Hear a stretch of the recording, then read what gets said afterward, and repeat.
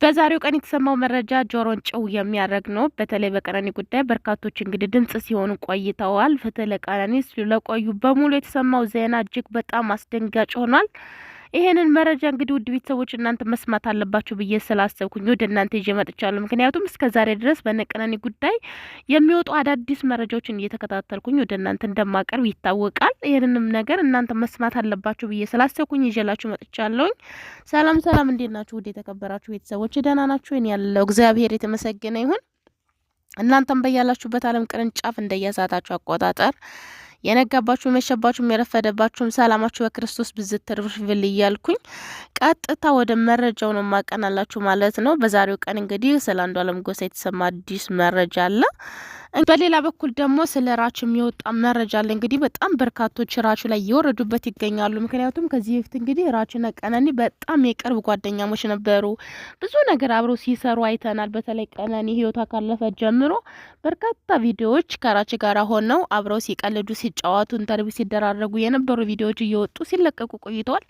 ያንን በርካታ ቪዲዮዎችን ያዩ ሰዎች እንግዲህ ለራች በርካታ ጥያቄዎችን ሲያቀርቡለት ቆይተዋል። ሌሎችም እንግዲህ አልፎም ተርፎና ዮኒ ማኛ ሲሰድቡትም ምንም እውቀትም የለውም ምናምንም እያለ ዮኒ ማኛ እንግዲህ ሲዘልፈው ቆይቷል ማለት ነው። ራች እንግዲህ ምንም ነገር በዚህ ዙሪያ መናገር አልፈለገም። ራች ዝም ነው ያለው። በርካቶች እንግዲህ የምታውቀው ነገር አለ፣ ብዙ ምስጢር ታውቃለህ። የቀነኒ ቅርብ ጓደኛ ነበርክ፣ ለምንድን ነው የማታወራው? ለቀነኒስ ፍትህ የማትጠይቀው ለምንድን ነው?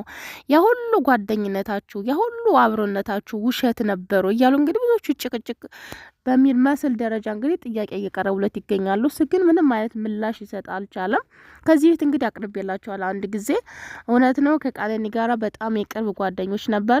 እኔ በጣም ነበር መወዳት። ነገር ግን ያኔ ከሷ በኩል ያለው ነገር ውሸት እስከሚመስለኝ ድረስ ማለት እንዴት ነው ምንም ነገር ሳናወራ እንደዚህ በቃ ማለት ባጭሩ ድፍን አድርጎ እንግዲህ ቪዲዮን ከዚህ በፊት አስገብቼላችኋለሁ። ቆርጥ አድርጌ በኦሮምኛ ነው ሲናገር የነበረው።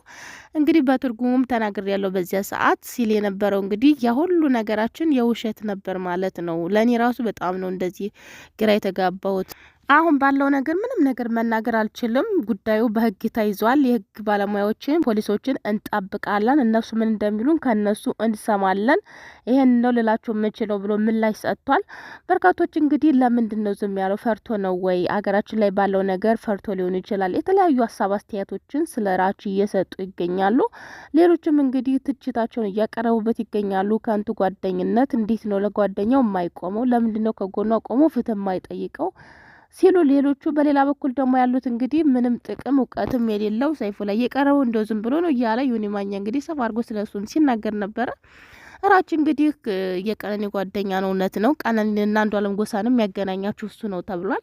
እንግዲህ ሲያገናኛቸው አንዷለም ጎሳና ቀነኒን ያው አብረው ይዘልቃሉ። ለቀነኒም የቅርብ ጓደኛው ስለሆነች የተሻለ ነገር ተመኝቶላት፣ ለአንዷለም ጎሳም ጓደኛው ስለሆነ የተሻለ ነገር ተመኝቶለት ነው እንጂ ቀነኒን እንደዚህ ያደርጋታል ብሎ እሱም ያስባል ብዬ አላስብም። ምክንያቱም አንዷለም ማነው ስሙ ራቺ በእህት በጣም የተጎዳ እንደሆነ ከዚህ ፊት እናውቃለን። እህቱን እንግዲህ ከብዙ አመት በኋላ ነው በቅርብ ጊዜ ነው ያገኛት። ማለትም የባለፈው ፋሲካ ነው የተገናኙት ከእህቱ ጋራና በጣም ለሴት ልጅ ያለው ሪስፔክት እናውቃለን። ይሄ እንደዚህ እኮ ነው ሳለ እሱ ላይ የሚወርዱ ውርጅብኞች በጣም ነው ያሳዘነኝ። ራች በዚህ አጋጣሚ ማለት ነው ምንም በሌለበት ነገር በቃ ተናገር። አገራችን ላይ ያለው ነገር ሁላችሁም ታውቃላችሁ። ይሄ ልጅ አሁን ቢናገር እንዴት ደክሞ ለፍቶ እዚህ እንደደረሰ ሁላችንም እናውቃለን። ራች እንግዲህ ሰይፎ ላይ በነበረበት ሰዓት እውነት ነው ለእኔ እንደኔ ለተናገረው ነገር አክብሬዋለሁ። ሰው ግን የተራ ነገር ነው የተናገረው። እንደዚህ ነው ምንም እውቀት የለውም እኮ ለምን ቀረበ እሱ ጋር ምናምን እንዴ? ግዴታ እውቀት ያለው ነው እንጂ ሰይፉ ላይ መቅረብ ያለበት። ማንኛውም ሰው እኮ መቅረብ ይችላል። ማቀርበው ታሪክ አለኝ አስተማሪ ታሪክ አለኝ ካላችሁ እናንተ መቅረብ ትችላላችሁ። በዚህ ደረጃ ልጁ ምን አደረጋችሁ? ግርም ምን ያላችሁኝ ስለ እውነት ማለት ነው። ብዙ ሰው ስሰማ ገረመኝ። ደግሞ ታሪኩ በጣም አስተማሪ ታሪክ ነው የተናገረው። በልጅነታችን ቤተሰቦቻችን እናጣን፣ ከዚያ ብዙ ታሪኩን እንግዲህ ተናግሯል። ከዚህ በላይ ታሪክ ምን አለ? ከዚህ በላይ ምን መናገር ነበረበት? ብቻ የኛ ሰው መተቸት እኛ አይደክመንም። ሁሌ ሰውን እንተቻለን። ለሰው ትችት የምናጣው ነገር የለንም ሁሌ ማለት ነው። ሰው ወፍራም ከሆነ ወፍራም ነህ፣ ቀጭን ከሆነ ቀጭን ነህ፣ ዝምተኛ ከሆነ ዝጋታም፣ እንደገና የሚያወራ ከሆነ ምላሳም፣ ብቻ ሰው ትችትኛ አናጣም ማለት ነው። እና በዚህ ሰዓት አሁን ይሄን ልጅ የተለያዩ ነገሮችን ማቅረብ ምን ያድርግ እንደሆነ በጣም ነው ግራ ያጋባኝ። በጣም ነው ያሳዘነኝ ስለ እውነት ማለት ነው። በዚህ ዙሪያ ራችን ብዙ ጊዜ እውነት ለመነጋገር አልከታተለውም። ቢሆንም ግን በአሁን ሰዓት በቀነኒ ጉዳይ በርካታ መረጃዎችን እየተከታተልኩኝ ስለሆነ በሱ ላይ እየደረሰ ያለው ነገር የመጨረሻ ነው ያሳዘነኝ ማለት ነው። ህግ ተይዟል። አዎ የአዲስ አበባ ፖሊሶችም እንግዲህ እኛ ያለውን ነገር አጣርተን ወደ እናንተ እናደርሳለን፣ ዋካችሁ እስከዚያ ድረስ ለቤተሰቦቿም ጥሩ ስላልሆነ ለቤተሰቦቿም ተጨነቁላቸው። በእያንዳንዱ ወቅት የሚወጣው መረጃ ቤተሰቦቿን ያስጨንቃል፣ ያስለቅሳቸዋል፣ ይረብሻቸዋል። ስለዚህ ለእነሱ ተጠንቀቁ፣ ምንም አይነት ነገር አይውጣ፣ ያለውን ነገር እኛ እናሳውቃለን፣ መላምትም ቢሆን አትስጡ ብለው ተናግረዋል። ማስጠንቀቂያ ጭምር ነው የተናገሩት ፖሊሶቹ። እኛ ግን አንሰማም። የራሳችን ሀሳብ አስተያየት ያኔ ከጭንቀታችንም የራሳችንን መላምት እየሰጠን እንገኛለን። እንደዚሁም የተባሉ መረጃዎችም እየወጡ ያሉ መረጃዎችን ሰው መስማት ስላለበት ያሉ መረጃዎችን እየተከታተልን ወደ ሰው እናደርሳለን። ለምን ይቺ ልጅም ፍትህ ማግኘት አለባት፣ እውነት መውጣት አለበት። ሀገራችን ላይ እውነቱ ወጥታ አታውቅም። ሁሌም ቢሆን እንደ ተድበሰበሰ ነው። የማንም እውነቱ ወጥቶ አያውቅም። እስከ ዛሬ በጣም ብዙ ኢትዮጵያ ውስጥ ሞቷል። እውነቱ ግን ወጥቶ አያውቅም ማለት ነው። እየተከታተል ነው እናሳውቃለን ይባላል። ሳምንት ሁለት ሳምንት ይረሳል፣ በዚያው ተረስቶ ይቀራል ማለት ነው። እና የማንም እውነት ወጥቶ ስለማያውቅ ሰው ይጨንቃል፣ ያስባል።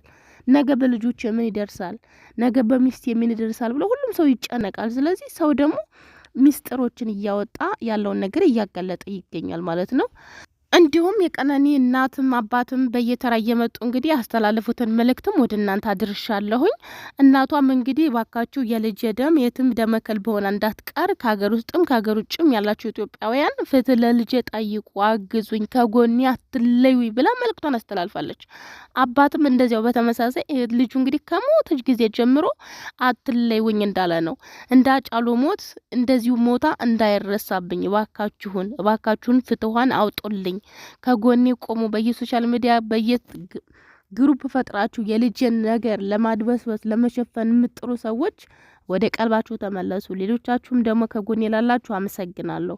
በተረፈ ሌሎቻችሁ ሁላችሁም ከጎኔ ቁሙና ፍትህ ለልጅ አሰጡልኝ ሲሉ ጠይቀዋል። እንግዲህ ይህንን ጥሪያቸውን አቅርበው የሆነ ማኛ ሳይቀር እስከ መጨረሻው ድረስ ከጎናቸው ነው። ልልተዋቸው አልችልም።